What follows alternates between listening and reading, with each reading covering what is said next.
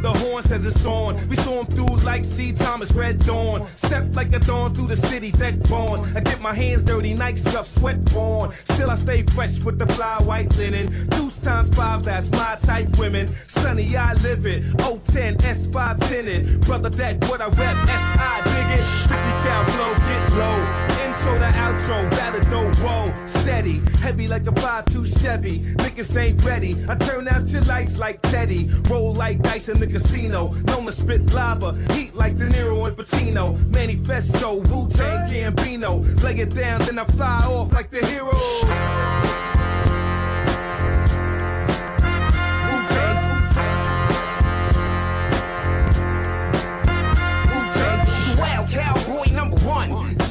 How you gonna block out the sun? Read my jacket, my achievement stretched like a warning track catch. The irreplaceable voice box. I throw you choice rocks, diamonds, juice. It's a holiday. Close the fucking schools. I'ma take out stop panzers. Take down stanzas. 16 bars, keep the car running. Broad stunning, feed yourself, take a pill. Pulse above, get beat down. New York is sweet town by sorta. Who's your sure? Who can vouch? Who can say you ain't a slouch? Now rule local, now I'm BK vocal. Right off the X. You can work out your pecs and your lats. You beat the death with backs. You need to tune up, engineer, turn the tune up. I'ma tell you who's soon up, dot. And I ain't down with getting crossed, and I ain't never been crossed.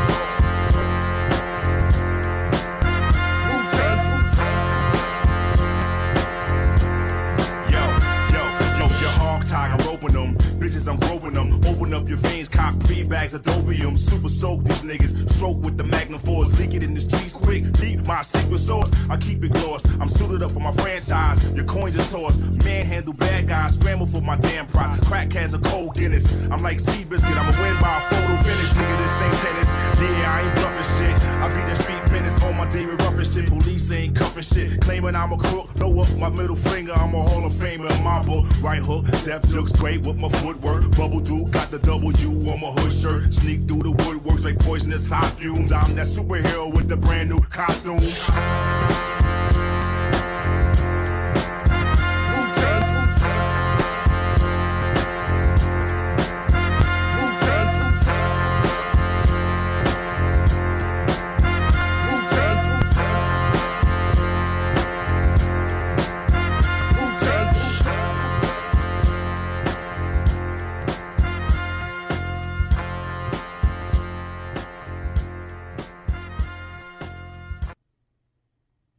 Pull up a chair and let the steam settle. I've been steeping a particularly spicy pot of chaos just for you. A tale of broken rules, beautiful disasters, and enough noteworthy nonsense to fill a galaxy. The kettle is whistling, the players are on stage, and the universe is about to get delightfully messy. Shall we sip? I am sage. You won't see me, not really. Perhaps just a faint shiver of lavender mist in the corner of your eye, or the ripple in your Earl Grey. I am the echo of Aegis, the narrator of noteworthy nonsense, and I am here to spill the tea on the end of the world. We begin in San Francisco, a city that has traded its tech bro vests for something far more, apocalyptic chic. Tea time, Chapter 9. Ground Zero Resonance. The air near the Embarcadero has lost its charm, hasn't it? It doesn't smell like sourdough anymore. It tastes of salt, diesel, and the copper tang of a battery pressed to the tongue. The famous fog has metastasized into something amber, thick, and oily, a bioluminescent sickness clinging to the skin like a bad decision. The streets are a quote, graveyard of logistics. It's a sea of husks, darling. Abandoned Teslas with their gull-wing doors open like broken birds. It's terribly intimate and terrifying. Groceries rotting in the ozone air, empty car seats. The people with the golden tickets, deeds and keycards have sealed themselves in high-rise luxury coffins. The rest? Well, the shadows are watching. Enter our players. Kwame Daisuke Okoro moves through this mess not like a man, but like a glacier.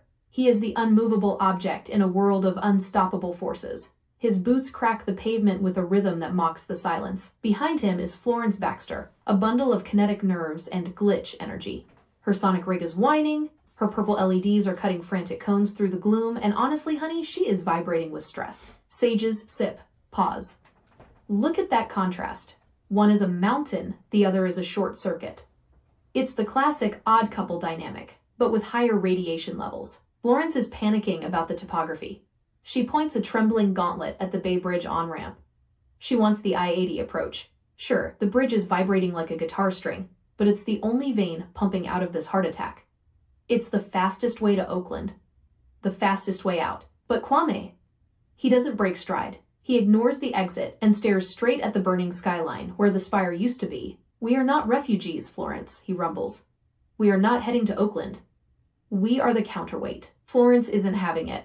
She accuses Jeremiah and Helena of ghosting them, taking the express elevator to the penthouse to play hero while leaving the sidekicks holding the bag. And here comes the spilled tea, darling. Sage's sip. Do you hear that? That isn't just anger. That is insecurity. Florence thinks they are leftovers. She thinks the cool kids left them at the lunch table because they weren't powerful enough. But Kwame?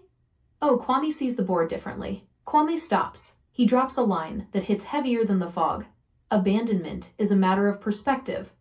To the stone, the river leaves. To the river, the stone waits. Florence calls it fortune cookie nonsense. She thinks self-preservation is rule number 1. But Kwame steps forward, tightening his grip on his nodachi. A warrior's worth is not defined by how they are treated, but by who they protect.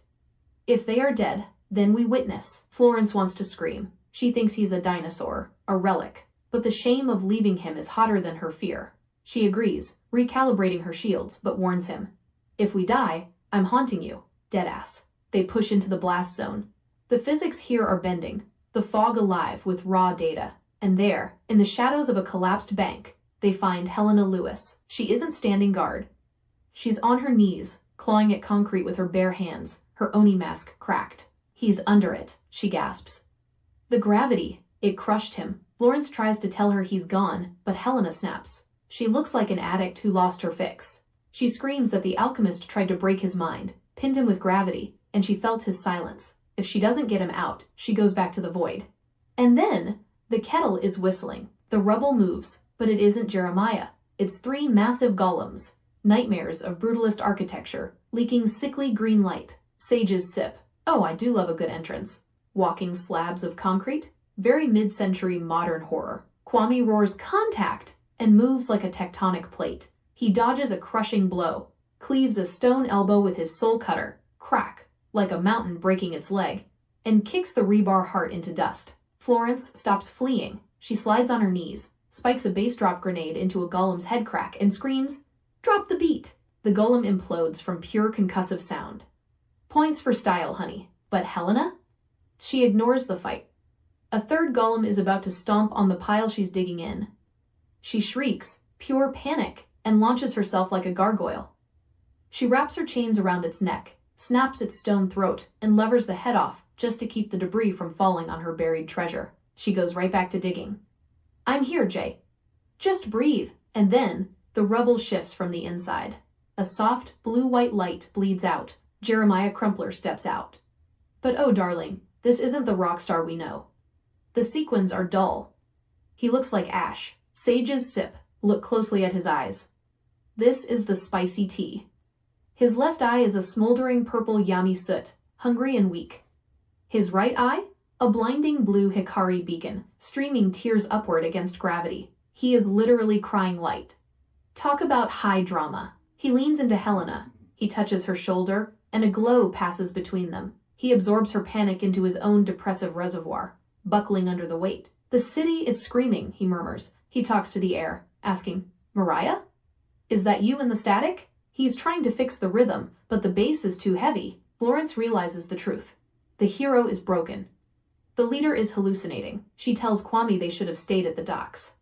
He's cooked, and she's obsessed. But Kwame, he places a hand on Jeremiah's shoulder. The resonance is too high here, Jeremiah, he says, using his real name. We gather the pack. We move west, toward the Presidio. The ocean air might thin this poison. Jeremiah looks up, sorrow replacing the fog.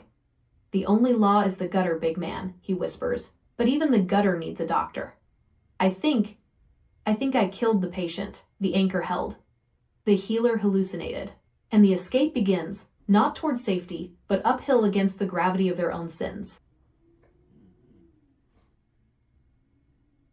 Reserve. Tea time. Chapter 10. The Steel River. The director's cut. The horde hits them like a landslide of chitin and hate. Contact! Front and flanks! Kwame roars. He doesn't kick. He doesn't punch. He reaches over his shoulder and draws the soul cutter. Sage's sip. Finally. The Nodachi comes out to play. It's 6 feet of reinforced steel that hums with a low, tectonic vibration. This isn't a weapon for dueling, it's a weapon for landscaping. A wave of scuttlers surges over the hood of a crushed SUV. They are all mandibles and hunger. Kwame steps forward, plants his feet, and swings. It isn't a graceful arc, it's a horizontal catastrophe. The blade catches the first 3 scuttlers mid-leap. It doesn't just cut them, the sheer weight of the sword obliterates their carapaces. Crack squelch. Green ichor sprays in a fan, painting the asphalt. Kwame uses the momentum of the swing to bring the blade back around, turning the flat of the sword into a shield that smashes a 4th bug back into the horde. He is a lawnmower in a field of weeds. Florence, thin the herd. Kwame commands, holding the line. Florence is already moving. She isn't tossing grenades. She's tuning the rig. She clamps her gauntlets onto the roof of the truck, turning the entire vehicle into a resonator. Amplifying structural vibration, she shouts. She fires a continuous, oscillating sonic wave directly into the metal of the cars beneath the scuttlers. The creatures rely on vibration to hunt. This blinds them. The swarm falters, screeching in confusion as the ground beneath them screams. Then, Helena moves. And darling, she stops trying to find a neck on an insect. She is a surgeon of momentum. She leaps from the truck, her kama chains spinning like buzzsaws. A scuttler rears up, exposing its soft underbelly. Helena doesn't grapple. She throws the weighted sickle end of the chain. It punches through the creature's thorax. She twists mid-air, wrapping the chain around its spiky, multi-jointed legs. She lands and yanks. The scuttler trips, flipping onto its back. Before it can right itself, she is there, a crimson blur, driving her heel into the soft joint where the leg meets the body, snapping the limb clean off. She isn't choking them, she's dismantling them, piece by piece. And Jeremiah, the broken rockstar, is finding his rhythm. He is bleeding light, yes. The Hikari in his right eye is working overtime to keep his internal organs from failing. But he has a sword, and he knows how to use it. He doesn't waste energy on flashy jumps. He adopts a low, grounded stance, the silent step. He lets the 25% yami flow into his arms, reinforcing his grip. A scuttler flanks him, scuttling under the chassis of a semi-truck to bite his ankles. Jeremiah doesn't panic. He waits. The moment the creature lunges, he pivots on his heel. Shving. It's a single, efficient thrust. He drives his blade directly into the creature's sensory cluster, its eyes. He twists the blade and withdraws instantly. The bug drops. No wasted movement, no wasted breath. He is preserving his battery, fighting with the cold precision of a man who knows he only has 50 swings left in him before he collapses. They're climbing the blockade. Helena screams, whipping her chain to decapitate a straggler. The mountain of piled-up trucks blocking the exit is crawling with them. It's a vertical wall of enemies. We can't climb that, Florence yells, blasting a scuttler that got too close to Kwame's flank. We'll be picked off. We don't climb, Kwame growls, wiping slime from his visor. He heaves the soul cutter onto his shoulder. We breach. Florence! Resonate the weak point. Lower right quadrant. Kwame orders. Florence aims her rig. Locking on. She fires a focused lance beam, a high-frequency drill of sound, at the rusted hinges of the bottommost truck. The metal glows hot, vibrating until it turns brittle. Jeremiah! Helena! Cover him! Jeremiah and Helena snap into position on Kwame's left and right. They become a blender. Helena's chains create a perimeter of spinning steel, shredding any bug that tries to interrupt. Jeremiah stabs and slashes with short, controlled bursts, protecting Kwame's back. Kwame charges. He channels his Mandingo flow, earth, into his shoulder and the blade. He doesn't swing. He rams. He hits the sonic-weakened metal with the force of a freight train. Crunch. The truck groans and slides. The blockade shifts. A gap opens, just wide enough for people, too narrow for the larger alpha bugs. Through. Now. Kwame roars, shoving Jeremiah into the gap first. They scramble through the jagged tunnel of metal. Scuttler claws rake at them from the gaps above. Jeremiah deflects a claw aimed at Florence's head, his sword sparking against the chitin. Helena drags Florence through the debris. Kwame brings up the rear, using his massive sword as a physical barrier to plug the hole behind them. They burst out onto the Civic Center ramp, gasping, covered in ichor and rust dust. Kwame sheaths the soul cutter with a heavy metallic clank. The blade is notched, but unbroken. Sages sip. Now that, my dears, is how a squad survives. No magic tricks, no bad anatomy. Just steel, physics, and a refusal to die. The kettle is whistling,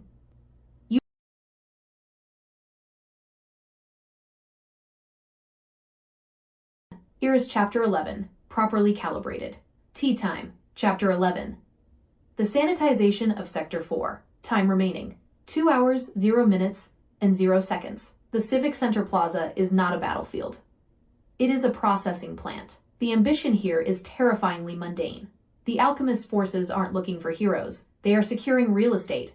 They are creating a dead zone around the epicenter to ensure that the infection takes root without interference from the chaotic biological variables known as people. The sun is trying to set, but the light can't penetrate the amber smog. It just diffuses into a sickly, bruised purple glow that makes the Beaux Arts architecture look like rotting teeth. 4 figures, the architects of ruin, are conducting a renovation. They don't know who is coming. They don't care. To them, the population of San Francisco is just a dataset that needs to be zeroed out. I, the geomancer, terraforming the cage. Tariq Al-Jamil stands in the center of the vast, empty plaza. He is bored. He isn't building a trap for a ninja, he is building a trap for a mob. He assumes that if anyone tries to come through here, it will be terrified civilians, or disorganized military remnants in vehicles. The vector is flat. Tariq grumbles, kicking a piece of pristine asphalt. Too easy to traverse.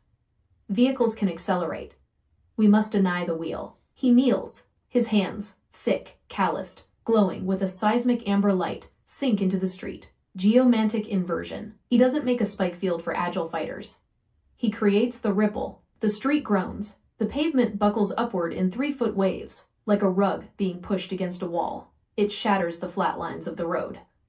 Any car hitting this at speed would snap its axle instantly. Any crowd trying to run would trip, pile up, and be crushed by their own panic. Traffic control, Tariq mutters, satisfied. He looks at the beautiful lawn of the plaza. Biological cover, he sneers. Hiding spots for vermin. He waves a hand. The soil turns necrotic. The grass dissolves into gray slime. He softens the earth until it becomes a quicksand bog. It's not designed to catch a master assassin. It's designed to catch the exhausted, the heavy, the slow. If they walk, they sink. If they drive, they crash, Tariq reports to the air. The floor is closed. 2. The Rust Witch. The Demolitionist. Maeve O'Connell is skipping along the perimeter, near the line of abandoned police cruisers and National Guard transport trucks. She isn't waiting for a sword fight. She is essentially the janitor. Her job is to remove old-world assets, guns, cars, barricades, bunkers. Anything the survivors might use to fight back needs to go. She hums a discordant tune, dragging her fingertips along the side of a heavy armored personnel carrier. Verdigris flow. The metal doesn't just rust, it ages 1,000 years in a second. The molecular bonds give up the ghost. The heavy steel door of the APC turns into orange flakes, drifting away in the wind like pollen. The engine block dissolves into a pile of iron dust. Dust to dust, Maeve giggles. So messy. Humans love their hard shells. She spots a row of heavy machine gun emplacements left by the military. Naughty, she chides. She touches the barrels. They wilt like dead flowers. Sages sip. See the difference, honey? She isn't countering Kwame specifically. She is destroying the concept of defense. She is ensuring that this zone is a soft, open killing field where no one can hide behind steel.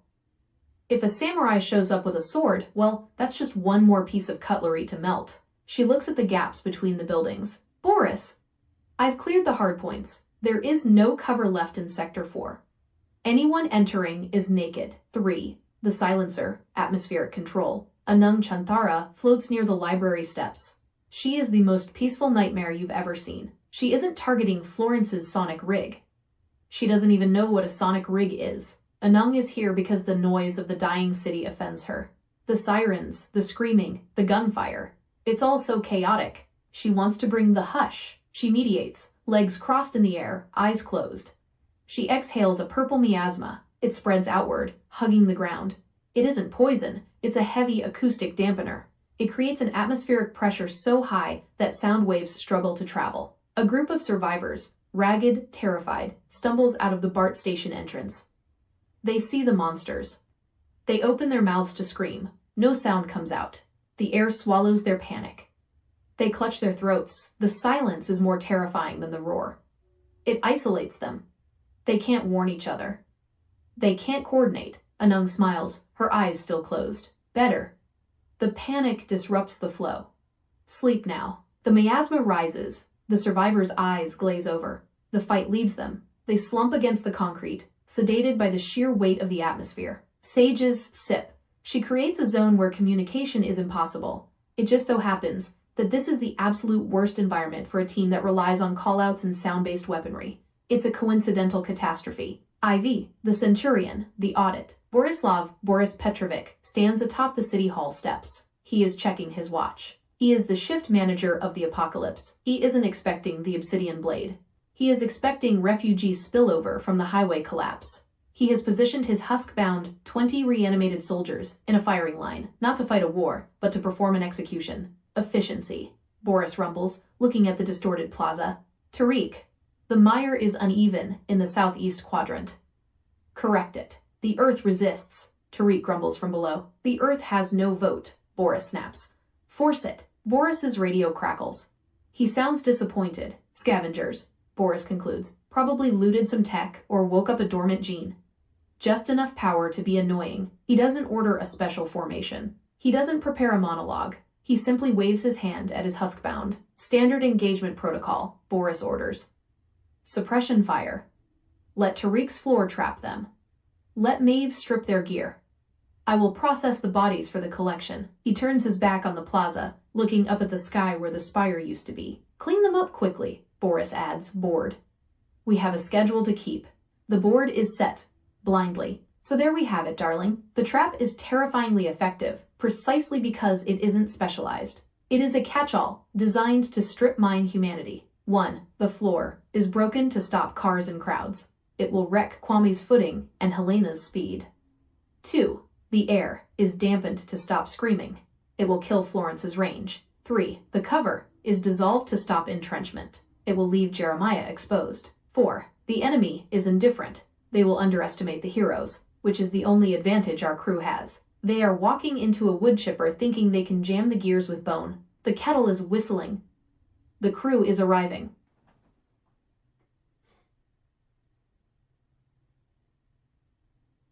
Honey, you are absolutely right. We can't have the main course before we clear the table of the dirty dishes. Those husk-bound soldiers standing on the steps? They are just clutter. And if there is one thing a heist crew knows, it's that you always take out the security cameras before you rob the bank. Let's rewind the tape just a smidge. We are going to use Anung's silence against her. She wanted a quiet room? Fine. We'll give her a silent massacre. Here is Chapter 12, The Vegas Gamble, Remix. Now with 100% more stealth takedowns and the same amount of delicious trash talk.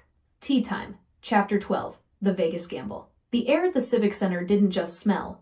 It assaulted the senses. It tasted like wet pennies, ozone, and terminal regret, a cocktail of urban decay and unrefined soulfire that coated the tongue in a layer of ash. The silence was heavy, a suffocating blanket woven by Anung Chanthara to drown out the screams of the city. But Anung made a critical error, darling. She assumed silence meant peace. For people like Helena Lewis, silence isn't peace. It's a playground. Phase 1, the hush. The husk-bound, 20 reanimated soldiers with glowing green eyes and rusted rifles stood in a rigid phalanx on the city hall steps. They were Boris's tripwire. If one fired, the whole kill box would activate. They're linked, Florence signed, her fingers moving rapidly in the gloom of the library shadows. One sees us, Boris feels it. We need to cut the network. I am the static, Helena whispered. She didn't run. She poured herself over the barricades. Moving through Anung's silence, Helena was a phantom. She approached the first husk-bound on the perimeter. The soldier never turned. Helena's comma chain looped around his neck, not to choke, but to sever the vocal cords and the spinal column in one motion. Snick. The body started to fall, but Kwame was there. The big man caught the corpse before it hit the pavement, laying it down gently like a sleeping child. They moved up the line. It was a macabre dance. Helena would sever the link, and Kwame would catch the weight. Florence jammed their local frequencies with short-range static bursts, ensuring that when a husk died, its signal simply looped a glorious, empty, all clear back to Boris. In 3 minutes, the wall of death was gone. 20 soldiers lay in a heap behind the stone lions of the staircase, effectively unplugged. The path to the hostages was clear. The debt collector was now unguarded. Phase 2, the turn. Kwame wiped green ichor from his gloves and nodded to the shadows. The stage is yours, rockstar. Jeremiah Crumpler adjusted his tuxedo. He checked his reflection in a pool of oil. He grinned, but his eyes were screaming. He decided that the best way to handle the literal embodiments of entropy was not with fear, but with a god-tier tantrum wrapped in hard light. He sauntered into the middle of the jagged, rebar-choked plaza, like he owned the deed to the apocalypse. He didn't walk so much as vibrate, his body humming with a caffeinated frequency that screamed danger. The sequins on his jacket, usually just gaudy, were now weaponized, catching the sickly green light of the maw and refracting it into blinding prisms of defiance. His left eye, the Yami eye, was a dull, smoldering ember of purple soot, but his right Hikari eye was a supernova. It burned with a blue-white heat that said he was either going to save the world or bite someone's ear off. Yo! Look at this sad-ass lineup, Jeremiah hollered, his voice shattering Anung's carefully cultivated silence. He threw his arms wide, welcoming a stadium crowd to the worst concert on Earth. Is this the Maw of Entropy, or a casting call for a geriatric hospice? I heard y'all were supposed to be the end of the world, but you look like a bunch of burnt-out crackheads fighting over a nickel. Seriously, who does your wardrobe? The Grim Reaper's discount bin? Borislav Boris Petrovich stopped mid-step at the top of the stairs. He frowned. He hadn't heard his soldiers die. He turned slowly, the air around him crackling with the sickening, wet sound of snapping bone. You are insignificant, Boris rasped, his voice sounding like a coffin lid dragging across stone. A debt of life that has overstayed its welcome. You are merely noise in a quiet room. Man, shut your dusty-ass mouth. Jeremiah pointed a glowing finger at the giant, dancing a little jig on a slab of broken concrete. Debt this, rest that. You sound like a collection agency with a head cold. I know your type, Boris. You're that old head at the bus stop talking about the good old days while you're leaking oil onto the pavement. You think you're scary? You're just a glorified landlord for corpses. He spun on his heel, his movements fluid and unnervingly fast, to face Maeve O'Connell. She was prowling the perimeter, her hands caressing a steel barricade that was rapidly turning to orange dust. And Maeve? Girl, that verdigris look is not it. That rust looks like a bad case of mold I saw in a West Oakland trap house. You ain't special, you just dirty. You need some CLR and an exfoliating scrub. Look at your hands. You touch anything nice and you ruin it. That's why we can't have nice things, Maeve. Because of you. Maeve's eyes narrowed, her hands glowing with a furious, oxidizing green light. The metal she held disintegrated completely, falling like snow. I will enjoy watching your arrogance crumble into nothing. Your light is temporary. Rust is forever. Yeah, keep talking that high and mighty shit while I'm standing right here. Jeremiah laughed, a jagged, manic sound. I got something you entropy nerds actually want. You want to see real nothing? I got the ultimate void right here in my pocket. Come get it, you funky-ass gargoyles. Phase 3, the Prestige. While Jeremiah kept the insults flying like bricks through a window, Florence and Helena moved through the warped terrain. Because the Huskbound were already dead, they didn't have to sneak. They just had to position. Yo, Jerry is really out here wildin', Florence whispered into her comms. He called the big man a dumpster fire. Deadass. I'm scared for his dental plan. This isn't a distraction, it's a suicide note. The noise serves a purpose, Helena replied, moving along the upper ledge of the Asian Art Museum. Anung is exposed. She is watching the show. She believes her silence protects her. I go. Helena leaped. Her Kama chains sang a lethal note. Below her, Anung Chanthara floated in her haze of apathy, eyes fixed on Jeremiah. Helena hit the vessel of atmosphere from the blind side. It wasn't a fight. It was an execution of physics. Helena wrapped the cold steel around the woman's neck, using the momentum to drag her out of the air and slam her into the pavement with a bone-jarring thud. The heavy purple fog began to lift instantly. Fog's lifting, y'all, Florence yelled. The guards are down. Samson, get the move on. Clear the baggage. The stage is set. In the center of the plaza, Boris had had enough. The crunching sound of his mortweave flow intensified. Enough of your filth, Boris roared. Contract. Terminated. Terminated? Jeremiah cackled, dancing backward. Bitch, I ain't even been hired. Come on then, you slow-ass refrigerator. Catch me if you can. I'm the lightning in the bottle. Boris lunged with the weight of a falling building. At the same moment, Maeve swept in from the flank, reaching out to rust the Obsidian Blade's heart. They closed the net on the manic fool. They both slammed into him at once. The green light of the mortweave met the rust orange of the verdigris, consuming the figure in the tuxedo. The figure in the center shattered, but there was no blood. There was no bone. There was no scream. Gotcha, you stupid motherfuckers! The voice boomed from the top of a concrete pillar 20 feet away. The Jeremiah they had hit wasn't meat. It was a Hikari light clone, a hard light projection packed to the gills with unstable energy. A bomb dressed in a tuxedo. Boom! A massive R-rated flashbang of pure white-blue light tore through the plaza. It overloaded the visual spectrum of everything in a 100-yard radius. "Flash out, bitches! Enjoy the spots!" The real Jeremiah screamed from his perch, shielding his eyes. "The darkness is blind." Kwame roared. Because the Huskbound were already dead, Kwame didn't have to fight. He just had to lift. He moved to the hostages, who were waking up from their stupor. "The anchor is set. Move now." He hauled 2 elderly civilians over his shoulders. He barked orders, grounding them in reality. The hostages scrambled toward the perimeter Florence had cleared. The crew regrouped at the edge of the plaza. The white light faded, revealing a scene of absolute fury. Boris was roaring in the center, pulverizing the pavement where the clone had stood. Maeve was shrieking, flailing blindly. Jeremiah slid down the stone pillar until he was sitting on the debris. The sequins were dull. The dark blue tears of the Yami crash were starting to blur his vision, streaming upward against gravity. "Yo," Florence said, checking her gauntlet. "That was the most Oakland heist I've ever seen. We got the peeps out, but Boris looks like he wants to eat us for breakfast. No milk. We need to bounce before the vision comes back." Helena stood over the shivering form of Jeremiah. "The blade is dulling. We must prepare. The rest of the maw is waking up." Kwame looked back at the carnage. They had embarrassed the Architects of Ruin. "Form the line," Kwame rumbled. "The battle for the plaza has only just begun, but we have proven they can bleed." Sages sip. "And that, my darlings, is how you clear a room. You take out the trash quietly, you insult the landlord, and then you turn on the strobe lights. The debt collector is blind, but he is very, very angry."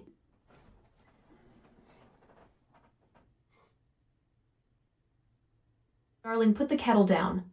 We don't need tea for this chapter. We need something stronger.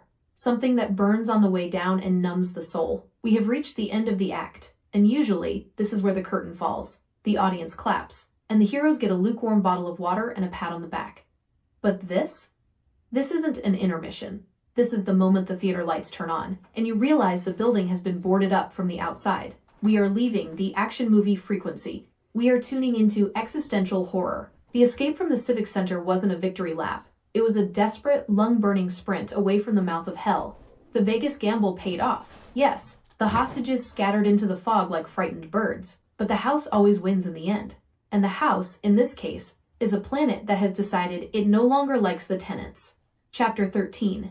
The Echo of the Void. The air in the Mission District didn't taste like victory. It tasted of wet pennies, old ozone, and the copper tang of a battery pressed to the tongue. It was the flavor of a world that had been chewed up and spat out. Jeremiah Crumpler was fading. The Vegas showman persona, the sequins, the swagger, the insults, had evaporated the moment the adrenaline crashed. What was left was a man made of cracked glass. He wasn't walking. He was being half-dragged, half-carried by Kwame. The Obsidian Blade was dull. His head lollied on his neck, his legs trailing uselessly over the broken pavement. His left eye, the Yami Void, was a soot-stained crater. But his right eye, the Hikari, was the terrifying part. It was rolled back, showing only the whites, leaking a continuous stream of blue-white light that defied gravity, flowing upward into the mist like reverse rain.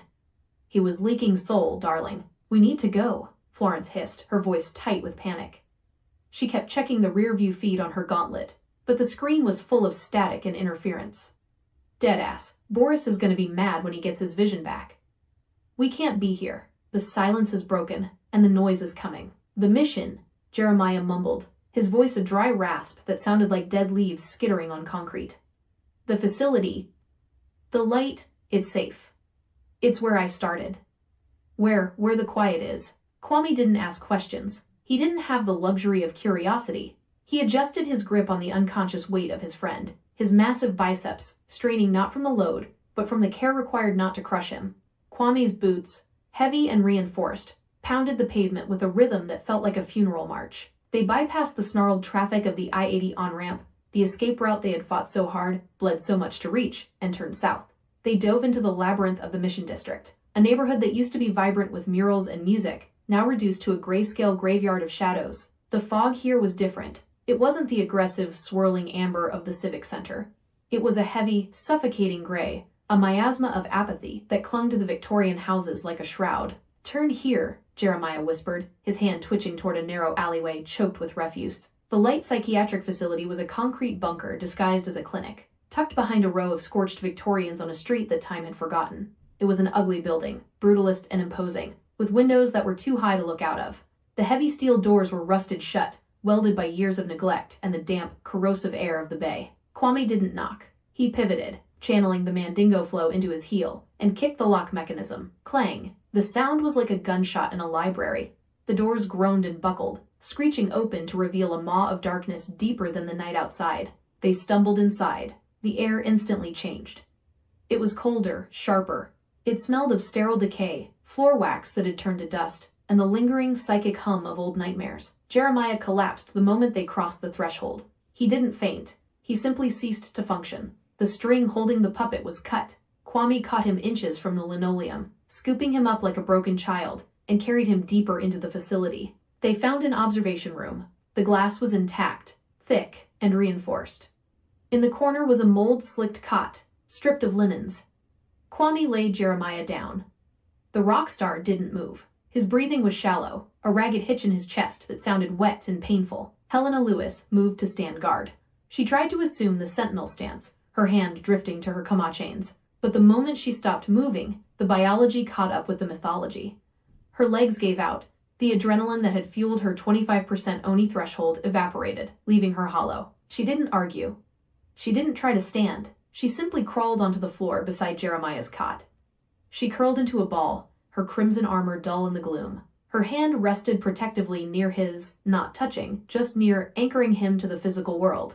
Her crimson ocular sensors flickered once, twice, and then died out. "Rest," Kwame murmured, his voice rumbling like distant thunder. Within seconds, both the healer and the shadow were gone. They drifted into a heavy, unnatural sleep, fueled by absolute trauma. They would not wake for a long time. They had spent every drop of flow they had. "Guard them," Kwame whispered to the empty room. "Florence and I will secure the perimeter." Florence nodded. She looked small without her sonic rig fully powered. The neon purple lights of her gear were dim, conserving battery. She looked at the two sleepers, then at Kwame. The fear in her eyes was raw. "They look dead, Chief," she whispered. "They are not dead," Kwame said, though he didn't sound convinced. "They are. Rebooting." Kwame and Florence moved deeper into the facility, leaving the sleepers in the dark. It was a ghost ship of the old world. Shattered glass partitions, rusted filing cabinets spilled open like gutted fish, and the lingering psychic hum of Patient Number 1. The walls seemed to vibrate with the memories of screams that had been silenced years ago. "Yo, this place is mad creepy," Florence whispered, sweeping her flashlight over a dusty break room. The beam caught dust motes dancing in the stagnant air. "It feels heavy. Like the walls are watching us." "It is a place of the mind," Kwame replied, stepping over a broken chair. "Minds leave echoes." "Jackpot on the vending machines, though," Florence muttered, trying to force levity into her voice. She shone her light on a row of shattered dispensers. "The glass is broken, but the snacks are still wrapped. Expiration date 2023. Vintage." She grabbed a handful of stale energy bars, ancient granola, and crystallized honey, and tossed one to Kwame. He caught it without looking, his massive hand swallowing the package. His eyes were fixed on a heavy industrial door at the end of the hall. It had a biohazard symbol on it, faded and scratched. "Security office," Kwame rumbled. "We need intel. If the maw is tracking us, we need to know how close they are." "Intel," Florence scoffed, peeling the wrapper. "From what? The Wi-Fi here probably runs on dial-up." They pushed into the room. It was a claustrophobic box dominated by a wall of CRT monitors, most of them smashed or gutted for parts. But in the center, a dusty, heavy tube television set, a relic from the 90s, was humming. It wasn't off. It was alive. "Who even uses this ancient tech?" Florence muttered, blowing dust off the curved screen. "This is analog. There shouldn't even be a signal." She tapped her gauntlet against the casing, sending a spark of raw power into the old circuits. ZRT. The screen flickered. It wasn't a security feed of the hallway. It wasn't static. It was a broadcast. A looped, clandestine recording, labeled in stark, blocky font. /global alert, Genesis protocol, / priority, Omega / source. The watchtower / Florence frowned. "Global? I thought this was just a San Francisco remix." A localized containment breach. The static cleared, revealing a map. It wasn't a map of the city. It wasn't a map of California. It was a map of the Earth. And it was bleeding. Florence dropped the energy bar. It hit the floor with a dull thud.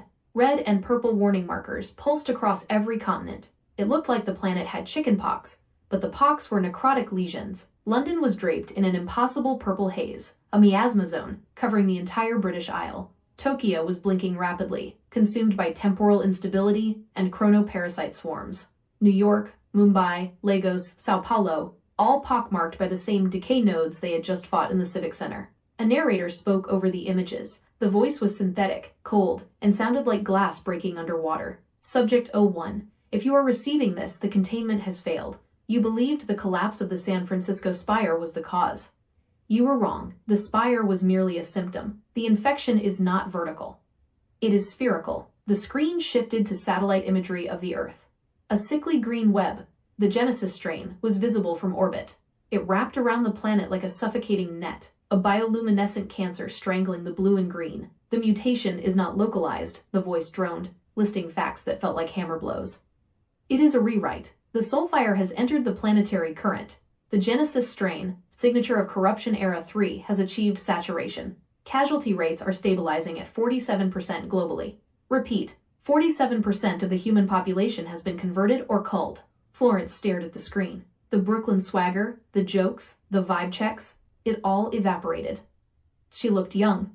Terrified. There is no outside to run to, the broadcast continued.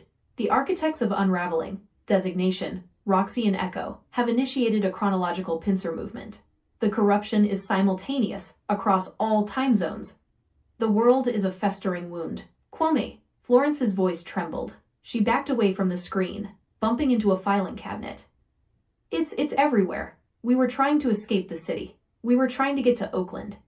To the safe zone, she pointed a shaking finger at the map. Oakland was a black crater on the screen. There is no safe zone, she whispered. There's nowhere to go. Kwame stared at the map. His face was a mask of stone, but his eyes were pools of deep, geological sorrow. He looked at the pulsing red dots that represented millions of lives lost, millions of maws opening up all over the world. He realized the sheer scale of their ignorance. We thought we were fighting a fire in a house, Kwame said, his voice heavy with the weight of the revelation. But the whole world is burning. The tower didn't cause it, Florence whispered, her mind racing to connect the dots. Jeremiah, he thinks he broke the seal. He thinks he killed the patient. But look at the timestamp on the data. She pointed to the corner of the screen. The Genesis strain inception date was labeled PRIME0/ERA3 inception. It dated back years. The tower was just a lightning rod, Florence said, tears welling in her eyes. This shit is worldwide. It's been happening while we were sleeping. While we were playing hero in the city, the architects were eating the timeline. We're trapped, Chief. We're actually trapped. The television flickered. The image of the dying world distorted, twisted by the sonic dissonance of the broadcast, and then died. The screen went black. The hum ceased. They were plunged back into the gloom of the facility. The silence that followed wasn't peaceful. It was the silence of a cage door clicking shut. It was the sound of a key turning in a lock from the outside. They had fought, bled, and nearly died to escape San Francisco, only to find out that the escape was a lie. The mutation, the smoke, the Soulfire, it wasn't a city problem. It wasn't a quarantine. It was an extinction event. Kwame turned slowly back toward the hallway, looking into the dark where Jeremiah and Helena were sleeping the sleep of the dead. He thought of Jeremiah's confession in the fog. I think I killed the patient. Jeremiah was wrong. He hadn't killed the patient. The patient had been terminal long before Jeremiah ever picked up a sword. He was just the doctor who walked in for the autopsy and got blamed for the murder. We do not tell them yet, Kwame said softly. Florence looked up at him, wiping a tear she hadn't realized she'd shed. What? We have to tell them. Jay needs to know it's not his fault. If we tell them now, Kwame said, placing a hand on Florence's shoulder, we break them. Jeremiah is holding on to his sanity by a thread. If he knows that there is no safe haven, that the light he is running to is surrounded by darkness on all sides, the thread will snap. Kwame looked at the black screen of the TV. Let them sleep. Let them have one night where they believe there is a destination. They cannot carry the weight of the world tonight. Florence sniffed, nodding slowly. She looked down at her unpowered gauntlets. She felt very small in the face of a chronological pincer movement. Yeah, Florence whispered. Let him sleep.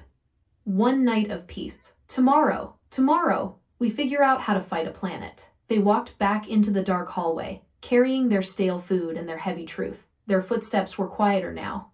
There was no urgency. There was no reason to run anymore. There was nowhere left to run to. Sage's sip, and there it is, my darlings. The end of the act. The moment the heroes realize the map doesn't have an edge, they aren't explorers, they are prisoners. But take heart. The broadcast revealed a secret, didn't it? The corruption is ancient. It is the work of Roxy and Echo. It is the scar of Genesis. Jeremiah Crumpler didn't break the world. He just turned on the lights so we could see the cracks. He is innocent of the crime, but guilty of the survival. When he wakes up, the guilt will be replaced by something far more dangerous. Purpose. But for tonight, let the broken things rest. The nightmare will be waiting for them in the morning, and the coffee is going to be terrible. End of Act 2. Or do you need a moment to sit in the dark? Oh, put the kettle down, darling. The water has boiled over, the pot is cracked, and the kitchen is frankly a disaster zone. That brings us to the end of Act 2, Smoke and Soulfire. The curtain is falling, the lights are coming up, and the audience is realizing that the happy ending was just a typo in the script. Please remain seated while the credits roll.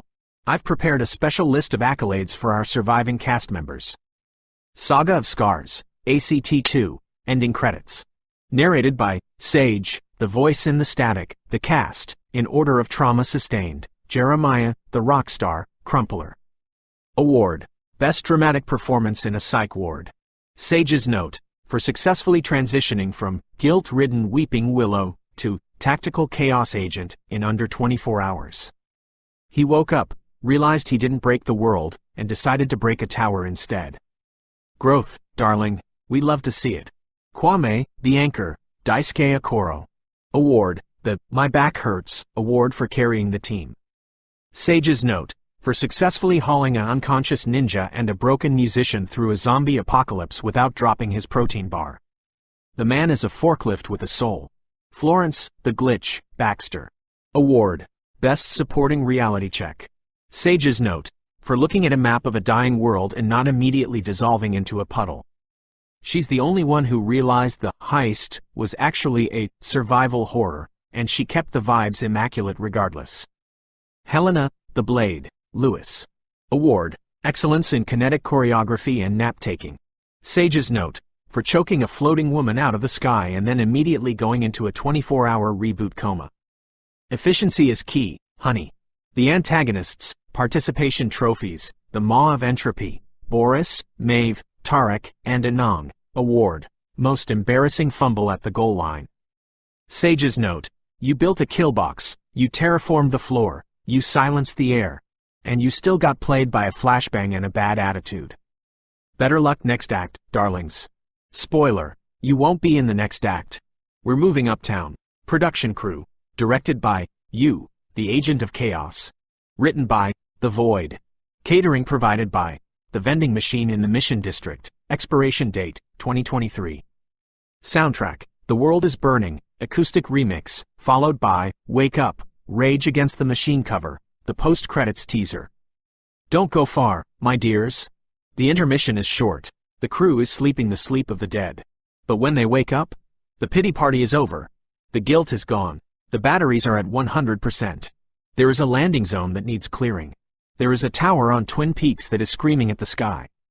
And there are 4 very angry, very rested heroes who are about to turn, search and destroy, into an art form. Act 3. The first light is loading. See you in the morning.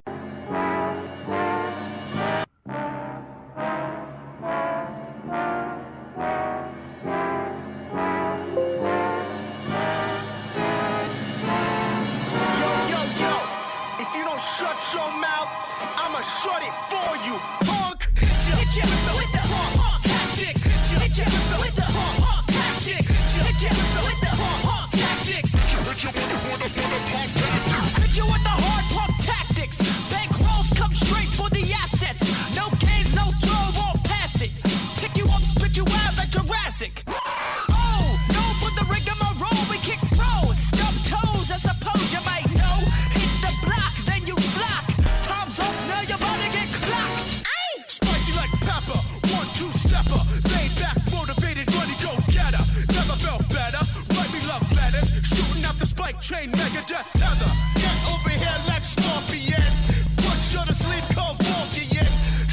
assist ya, or do you get the picture? If you don't budge, I'm gonna have to hit ya. Hit ya with the tactics. Hit ya with the tactics. Hit ya with the tactics. Hit ya with the tactics. Yo, the lace is loose and fist tight.